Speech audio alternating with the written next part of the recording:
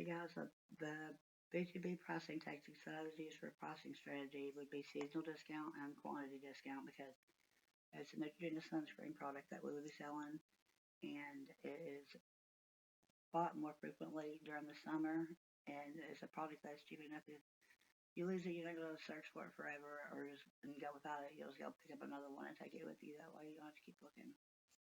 And then the supply chain and marketing channels are important to companies and products because you buy one product and then you're going to need another product and then another to be able to use those successfully.